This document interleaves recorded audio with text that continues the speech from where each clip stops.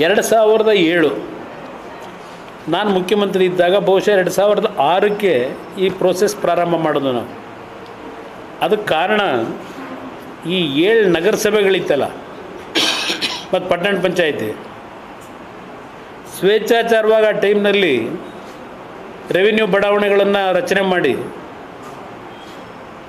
ಆಸ್ತಿ ತೆರಿಗೆ ಎಲ್ಲ ವಸೂಲಿ ಮಾಡ್ಕೊಂಡಿದ್ರು ಅನಧಿಕೃತವಾಗೇನೆ. 2007 ಅಂತಿಮವಾಗಿ ನಾನು ಮುಖ್ಯಮಂತ್ರಿ ಇದ್ದಾಗ BJP ಮತ್ತು JDS ಸರ್ಕಾರ ಆಡಳಿತದಲ್ಲಿದ್ದಾಗ ಕೇಂದ್ರ ಸರ್ಕಾರದಿಂದ ಒಂದು JNNURM ಅಂತಕ್ಕಂಥ ಒಂದು ಸ್ಕೀಮು ಪ್ರಾರಂಭ ಮಾಡಿದ್ರು. 5 ವರ್ಷದಲ್ಲಿ ನಗರ ಪ್ರದೇಶಗಳನ್ನು ಅಭಿವೃದ್ಧಿ ಮಾಡ್ತಕ್ಕಂಥದ್ದು.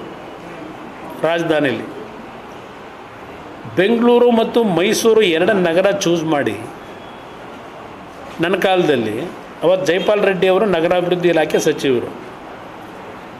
ಈ 7 ನಗರಸಭೆ, ಕೆಂಗೇರಿ ಪಟ್ಟಣ ಪಂಚಾಯಿತಿ, 110 ಹಳ್ಳಿಗಳನ್ನು ಬೃಹತ್ ಬೆಂಗಳೂರು ಮಹಾನಗರ ಪಾಲಿಕೆಯನ್ನು ರಚನೆ ಮಾಡಿ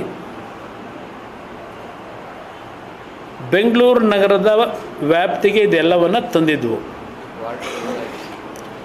ವಾರ್ಡ್ಗಳು 198ಕ್ಕೆ 98ರಿಂದ 198 ವಾರ್ಡ್ ಮಾಡೋದು. ನಾನು ಈ 110 ಹಳ್ಳಿಗಳು 7 ನಗರಸಭೆ ಸೇರಿಸ್ಲಿಕ್ಕೆ ಕಾರಣ, ಈ ನಗರಸಭೆಗಳಲ್ಲಿ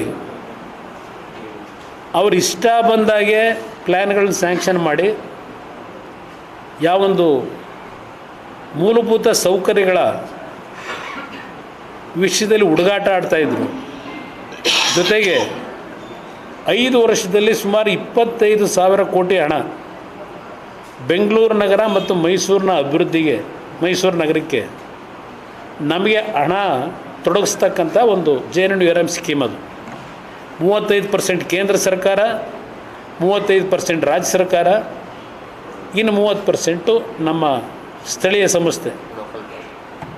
ಇವರು ಈ 3 ಹಂತದಲ್ಲಿ ದುಡ್ಡನ್ನು ಕೊಡಬೇಕು. ಇವರು 3 ಸಂಸ್ಥೆಗಳು ಈ 25,000 ಕೋಟಿ ಹಣ 5 ವರ್ಷದಲ್ಲಿ ಖರ್ಚು ಮಾಡತಕ್ಕಂಥ ಒಂದು ಅವಕಾಶ ಏನಿತ್ತು, ಆ ದೃಷ್ಟಿನಲ್ಲಿ ಬೆಂಗಳೂರು ನಗರದ ಮೂಲಭೂತ ಸೌಕರ್ಯಗಳಿಗೆ ಪರಿಣಾಮಕಾರಿಯಾದಂಥ ಒಂದು ಕಾರ್ಯಕ್ರಮ ರೂಪಿಸಬೇಕು ಅಂತೇಳಿ ತಂದಂಥ ಕಾರ್ಯಕ್ರಮ ನಾನು ಅವತ್ತು 2007-11-2017ರಲ್ಲಿ